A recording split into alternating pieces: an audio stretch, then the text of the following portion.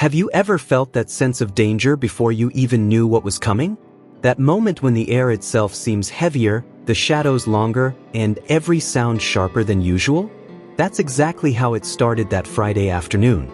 It was the last period before the weekend, and the classroom buzzed with the low hum of restless teenagers. Mr. Klein, our usually calm math teacher, had decided to let us play an online brand quiz to kill time. I leaned forward, fingers hovering over the keyboard, ready to type in my answer when the loudspeakers suddenly crackled. This is not a drill. Lock down immediately. All students remain in your classrooms, the dean's voice commanded. A chill ran down my spine. My friends froze. Mr. Klein's usual easygoing demeanor vanished instantly. He hurried us to the back corner of the classroom, whispering under his breath to stay quiet and calm. Silence settled, but it wasn't peaceful. It was tense, expectant, a pressure that seemed to press down on our shoulders. Then it started. Screaming. High-pitched, frantic, echoing down the hallway. 2 girls broke into tears. The pounding at the lockers came next, sharp and violent. "I'll kill all of you," the voice yelled. My stomach twisted. Every second stretched endlessly, the world narrowing down to our small, cramped corner, the sound of terror vibrating through the walls. The screaming moved from the lockers to our classroom door. One of the girls screamed even louder. The pounding felt eternal, every heartbeat a countdown to something worse. Eventually, the intruder continued down the hall, leaving behind silence that felt even heavier than the chaos. Later, we learned a mentally unstable man had entered the school, assaulting a staff member before being found in a storage closet. Rumors swirled that he was armed, carrying a .44 Magnum, and had the potential to cause untold harm. Even now, thinking back, my chest tightens and my stomach twists. That day changed the way I viewed safety forever. The following October, the school felt heavier than usual, the sky gray and overcast, the air damp with rain. I remember it distinctly, the day that began as ordinary, routine, and ended in chaos none of us could have imagined. It was first lunch period. Students shuffled into the cafeteria, trays in hand, joking and laughing. I was with a small group of friends, debating over the best flavor of pizza. For sudden, thunderous booms shattered the usual lunchtime chatter. I froze mid-step, thinking it was just thunder, until the screams started, high-pitched, frantic, and coming from every corner of the campus. Security officers appeared, rushing students into the multi-purpose room. Their shouts left no room for hesitation. "Everyone, get inside, now." They were panicked, serious in a way that made the fear contagious. My friends and I dropped our trays, running toward the large doors. The room was enormous, the back wall made of glass, offering a clear view of the rain-soaked courtyard. But security was quick to cover it, drawing thick curtains to prevent anyone from seeing outside. Adults stationed themselves at every exit, their faces tight with tension. Eric, my friend, leaned close and whispered, "Do you see those houses across the street? There's a man. He's barricaded himself and threatening to kill anyone who comes near." I shivered. The idea that someone right outside the school could be watching us, plotting, was terrifying. The students whispered nervously, some crying, others staring blankly at the curtained glass. My stomach churned as we realized how vulnerable we were, even in the largest room of the building. The hours seemed to stretch endlessly. Students murmured stories from previous encounters with the same man. Rumors swirled. He had a history of mental instability, previous threats, and was known to the local authorities as dangerous. A friend recalled Halloween the previous year when she had seen him at his window, slashing his arm, writing messages in blood, warnings to stay away. We all swallowed hard, realizing that the danger we faced that day was terrifyingly real. Every sound outside, the clatter of a trash can, the squeak of a door, made us jump. I could feel my pulse in my ears, a constant reminder of the fear that had taken over the room. Even the adults looked tense, whispering into radios, eyes scanning the windows for movement. Eventually, the lockdown ended. We were escorted back to our classrooms one by one. The air remained thick with tension, the memory of those screams etched into every corner of the school. And for days after, walking through the halls, I could feel the shadow of that day lingering, a reminder that high school could become a place where danger walks silently among familiar faces. I was 22, fresh out of college, and had returned to my old high school as a computer intern. The basement office was a small luxury compared to the rest of the school. Air conditioning, clean desks, a flat-screen TV mounted on the wall, and the quiet hum of servers. It was usually a peaceful place, a hidden corner away from the chaos of classrooms and crowded hallways. That calm ended abruptly one afternoon. A lockdown alert flashed across my phone. Someone possibly armed has entered the school. Lockdown immediately. My stomach dropped. Alone in the basement, I felt suddenly exposed, every shadow stretching longer, darker, more threatening than usual. I turned off all the lights, crouched under my desk, and tried to steady my breathing. The office had no real door, just an opening leading to the main basement corridor. My phone buzzed with messages from my coworkers, Dave and Gary, warning me to stay put. I didn't dare move. Footsteps echoed from the stairs above, heavy and deliberate. Every creak of the floorboards sounded like a gunshot in the silence. Time stretched endlessly.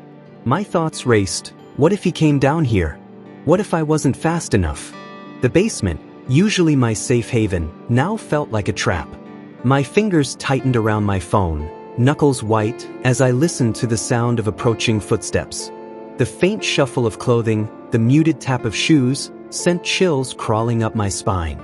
Suddenly, someone grabbed my arm. I yelped in shock, heart hammering. A man in a red plaid shirt and faded jeans whispered, "It's okay, I'm hiding here with you." Relief washed over me briefly, but fear didn't disappear. I asked him about the situation upstairs, but he only told me he had been instructed by a teacher to hide with his son. Then it happened. A gunshot rang out, ricocheting against metal equipment in the basement. My entire world shriveled into a single moment of pure terror. I dove under the desk, pressing myself as flat as possible, praying I would remain unseen. The echo of the gunshot seemed to bounce endlessly, vibrating through the concrete walls, the hum of the servers, even through my chest. I could hear breathing, my own, shallow and rapid, and footsteps moving closer. Every nerve in my body screamed to run, but there was nowhere to go. My phone buzzed again. It was a text from Dave. "Dude, this is some guy shot Mr. Buckley upstairs. He's wearing red. Don't come up." I swallowed hard, trying to focus, trying to separate reality from the fear consuming me. Another shot echoed.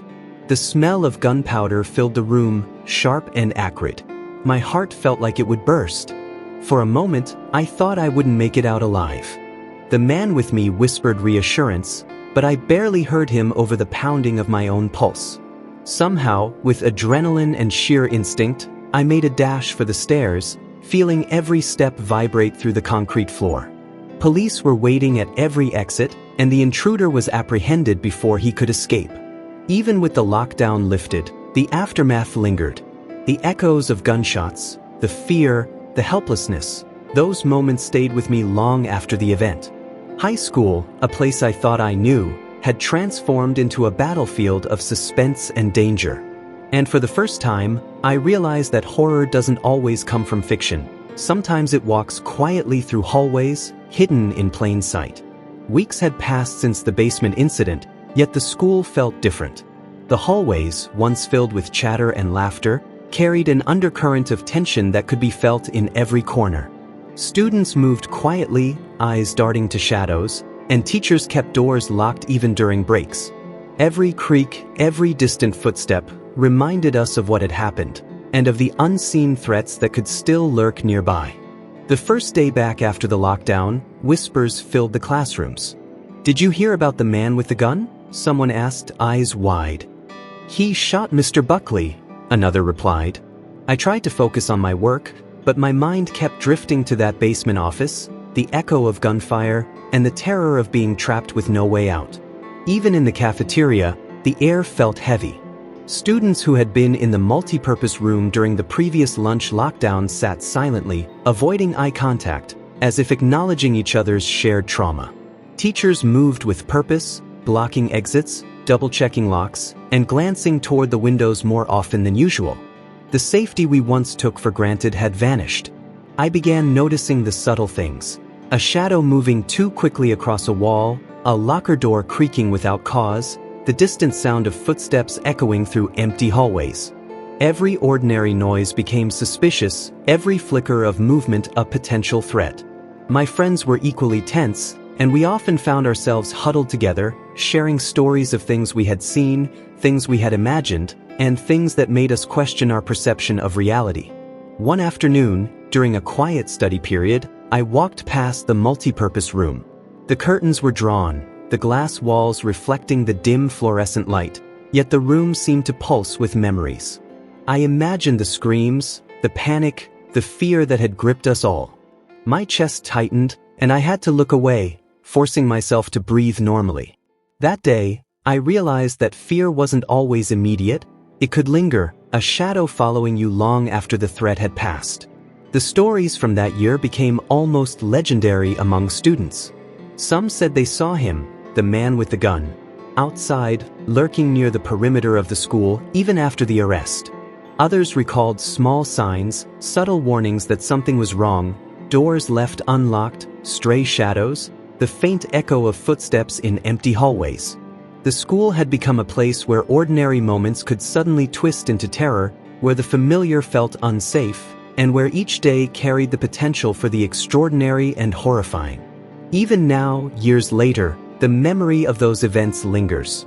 Walking through high school corridors, I can still feel it. The way fear clung to every surface, the tension in the air, the reminder that danger often hides in plain sight. The past had transformed the present. The laughter of students now carried an edge of caution, the mundane routines of school life replaced with vigilance and unease. High school was supposed to be a sanctuary, a place to learn, grow, and feel safe. But for some of us, it became a training ground for fear, a place where danger could emerge from the most familiar and trusted places. And the scariest part? Even after the intruder was gone, the shadows remained.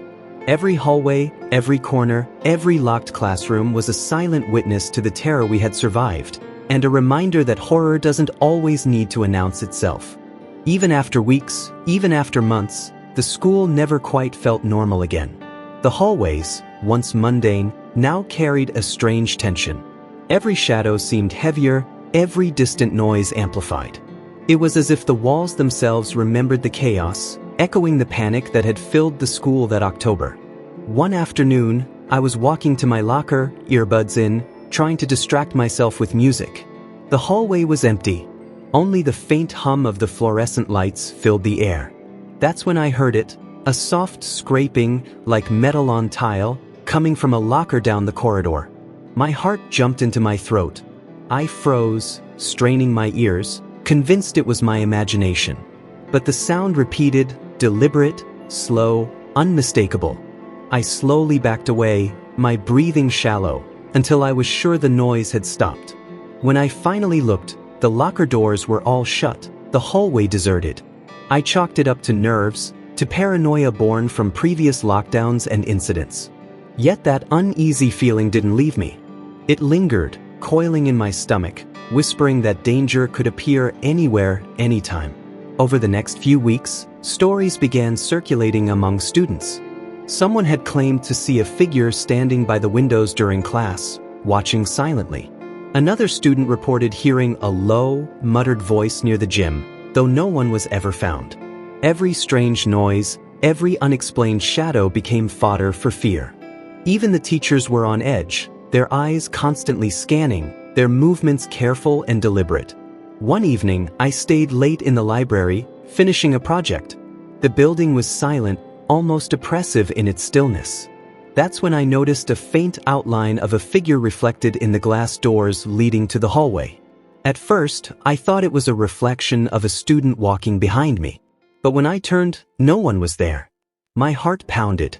Every instinct screamed to leave, to run, but my curiosity held me in place. Minutes passed, but the sense of being watched never left. Shadows shifted, sounds that had previously gone unnoticed became sharper, more distinct. I realized then that fear isn't always about what you see. Sometimes, it's about what you sense, what your instincts pick up before your eyes confirm it. The building itself seemed alive, imbued with memories of chaos, panic, and the lingering presence of danger.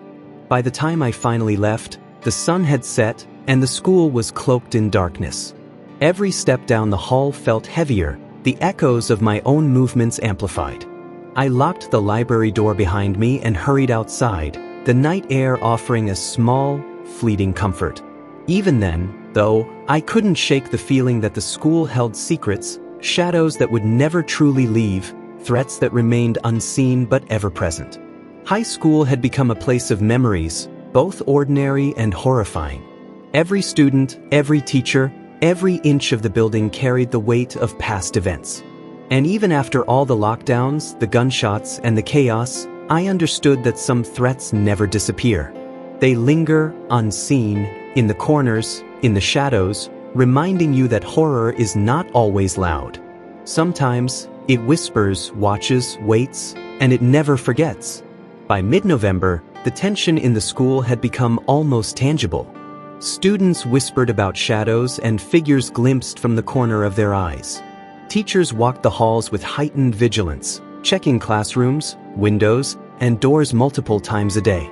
It was impossible to ignore the sense that someone, or something, was always watching. It started subtly. I began noticing small, unsettling details. Lockers that were slightly ajar despite being locked the day before. A faint scratch on the paint of a classroom door that hadn't been touched. The library's quiet corners seemed darker, deeper, almost oppressive, as if they held secrets. And then came the footsteps, soft, deliberate, echoing through empty hallways when no one else was around.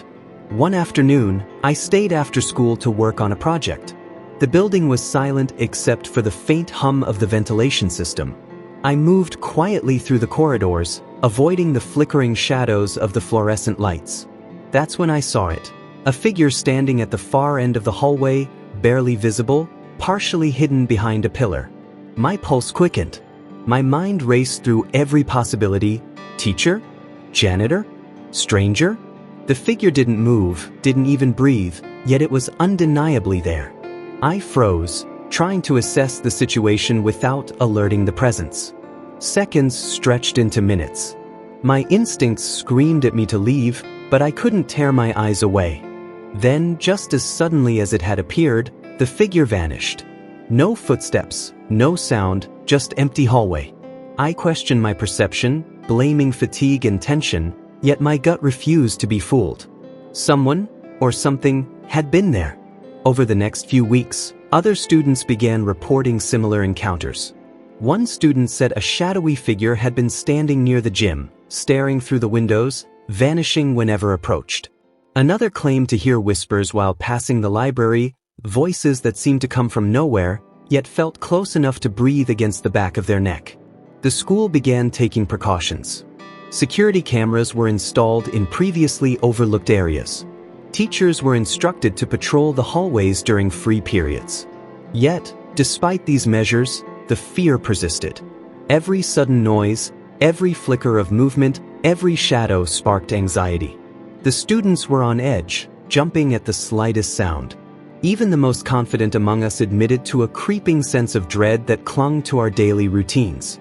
I often walked alone between classes, feeling the walls press closer, the shadows growing longer. I could almost sense someone following, always staying just out of sight. The cafeteria, once a place of laughter and conversation, now felt oppressive, every table and chair a potential hiding place. Even daylight seemed muted, the sun's rays filtered through overcast skies, casting long, shifting shadows across the hallways. One evening after school hours, I was cleaning up in the computer lab. The building was empty, silent except for the soft hum of computers and the faint dripping of water from a leaky pipe. I heard a soft shuffle behind me. Turning quickly, there was no one there. My pulse raced.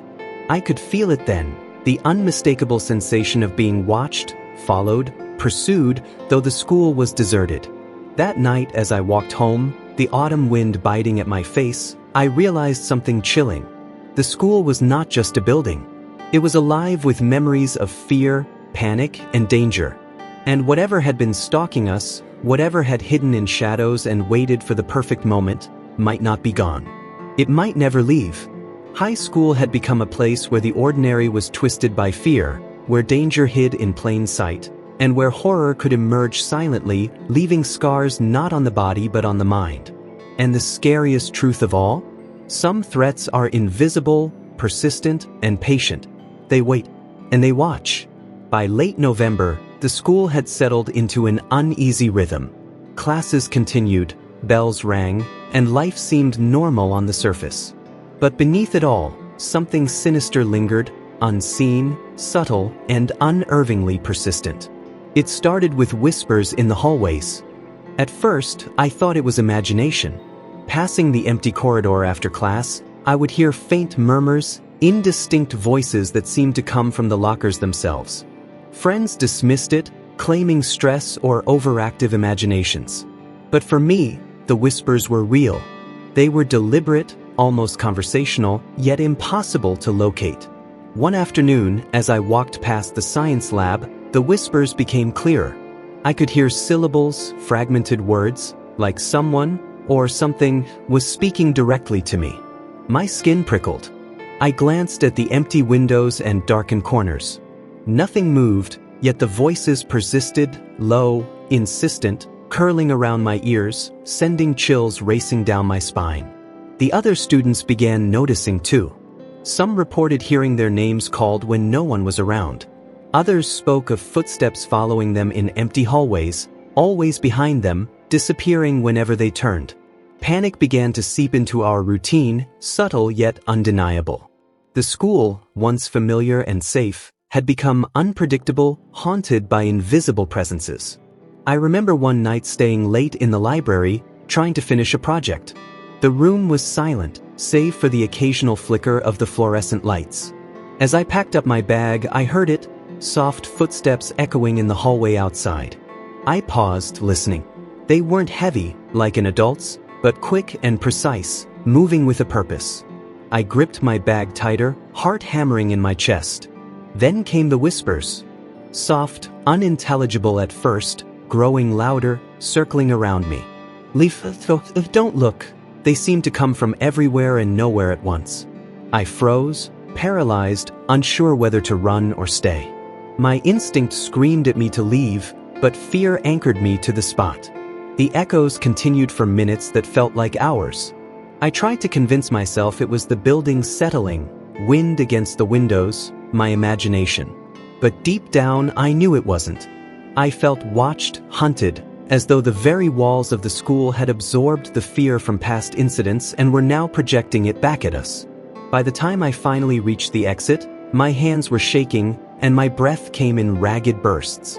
The whispers faded, leaving only the lingering sense of being followed, being observed. It was impossible to explain, impossible to ignore. The school had changed and we were no longer just students. We were inhabitants of a building alive with memory, tension, and something we could not see. Even now, walking through the empty corridors after hours, I hear it, the faintest murmur, just enough to remind me that the school is never truly empty. The whispers wait, patient and persistent, a constant reminder that the horrors of high school can linger long after the final bell has rung. It was another ordinary Tuesday, or at least I thought it was. The bell rang, and students shuffled to their next class, conversations bouncing off the walls. I entered room 214, the familiar scent of chalk dust and old textbooks greeting me like it always had. But something was off. The door, which usually clicked open with ease, seemed to resist as I pushed against it. Inside, the room was dark. The blinds were drawn tight, filtering the sunlight into thin, eerie slats. I noticed that the desk arrangement had changed, although I was certain no one had been in here since the previous day. My pulse quickened. The air felt thicker, heavier, as if the room itself had absorbed tension overnight. Suddenly, the lock clicked behind me. The sound was soft but final. I spun around, heart leaping into my throat. The door was securely shut, impossible to open. Panic began to rise. I tested it again, jiggling the handle, but it didn't budge. My mind raced. Was this part of a drill? A prank? Or something far worse? Then came the scratching. Faint at first, almost imperceptible, coming from the far corner of the classroom. I froze. My eyes darted to the darkened corner, but the shadows seemed to swallow everything. The scratching continued, deliberate and rhythmic, as if someone, or something, was moving just beyond sight. I tried calling out, but my voice sounded strange in the room, swallowed by the thick air and heavy tension. No answer came, only the scratching, growing louder, circling around me in a way that made my stomach churn. Every nerve in my body screamed to leave, but the door remained stubbornly locked. I was trapped. Minutes passed, or was it hours? Time seemed to warp within that room. Shadows moved at the edge of my vision, flickering like they had a life of their own. I could hear whispers, indistinct but urgent, carrying a warning I couldn't decipher. My own reflection in the glass pane of the window stared back at me, pale and wide-eyed, a stark reminder of the fear clawing at my chest. I sank to the floor, pressing myself against a desk, trying to make sense of what was happening. The scratching shifted, now coming from the walls themselves. I realized with horror that I was not alone. Something had entered the room, or perhaps had been there all along, hidden in the shadows, waiting. Eventually, the janitor arrived. He had noticed the door was locked and came to check. The moment he opened it, the scratching stopped. The room fell silent, heavy and oppressive, leaving only the lingering tension in the air. I escaped, heart pounding, but the sense of being watched remained. From that day on, I avoided room 214 whenever possible. Even now, I cannot step inside without feeling the weight of unseen eyes, the brush of invisible fingers, and the sense that the room remembers every moment of fear ever experienced within its walls. The locked classroom became more than just a place of learning. It became a symbol of hidden dangers and the horrors that can emerge when you least expect them. By December, the school had settled into an uneasy routine, yet the sense of dread never left. Every hallway, every locker, every classroom seemed imbued with the memory of past incidents. Students whispered about shadows moving where they shouldn't, about figures glimpsed at the edge of vision that vanished the moment anyone looked directly. I was walking to the library one afternoon, headphones in, trying to ignore the stories that had been circulating for weeks. The hallway was mostly empty, a few stragglers making their way to study halls.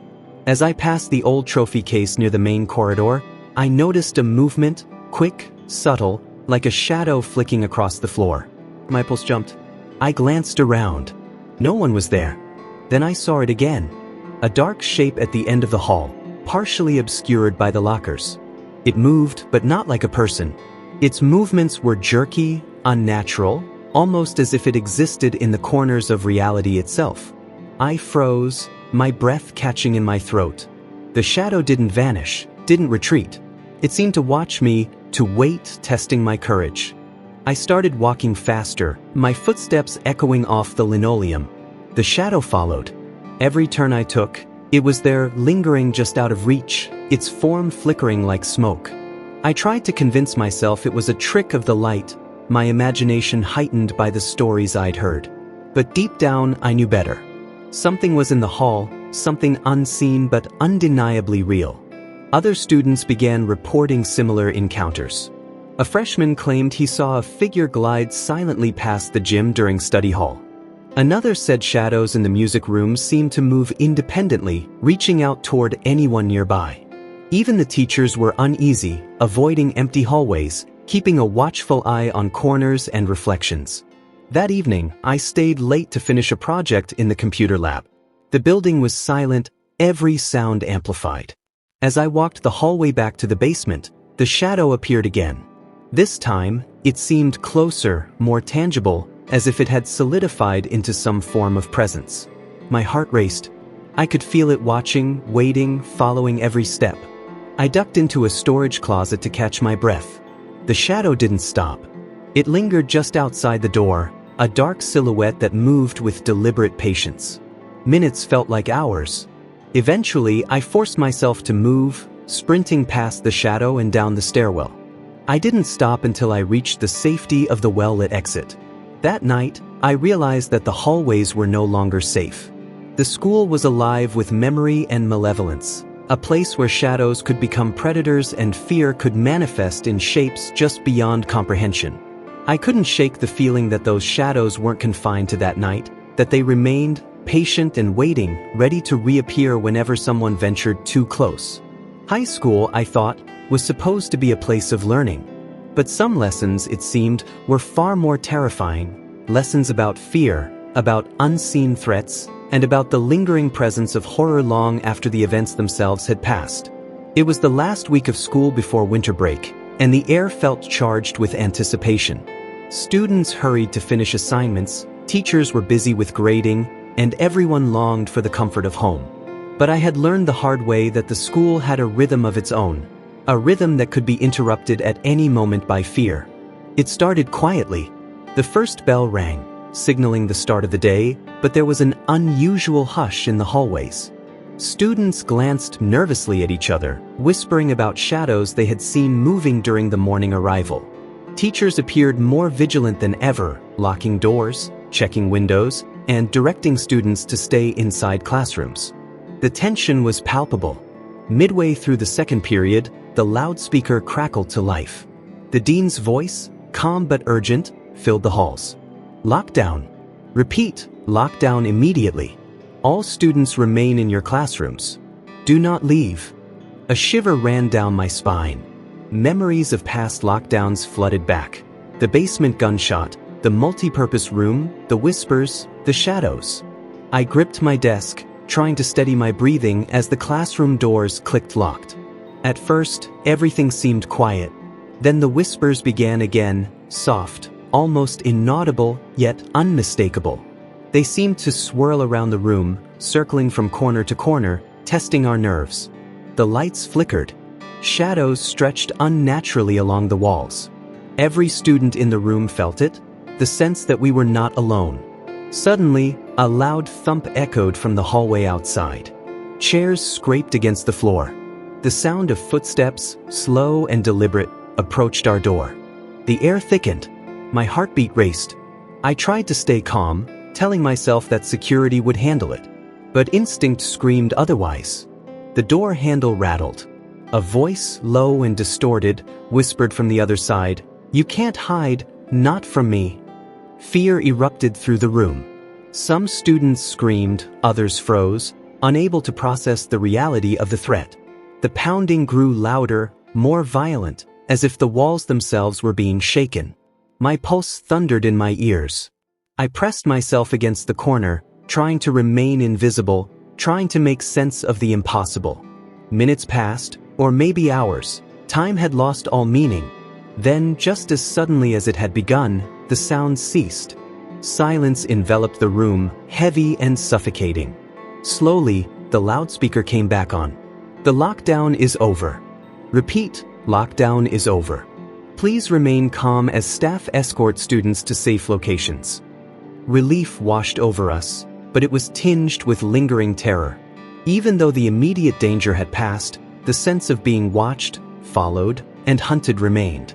The school had revealed its final lesson. Fear never truly leaves, and some shadows are patient enough to wait until the perfect moment to re-emerge. As we filed out, whispers followed us down the hallways. I couldn't shake the feeling that the unseen presence had been observing, learning, and waiting for another day. High school had become a place where normalcy was fragile, where every corner held memories of terror, and where horror could appear without warning. Even now, thinking back on that day, I know this. The school is never empty. The shadows remain. And fear, once planted, never truly fades. If you enjoyed these stories, make sure to subscribe to the channel for more true horror tales that will keep you awake at night. Hit the notification bell so you never miss a chilling story, and leave a like and comment sharing your own high school horror experiences. Remember, some nightmares are real, and some are still waiting in the shadows.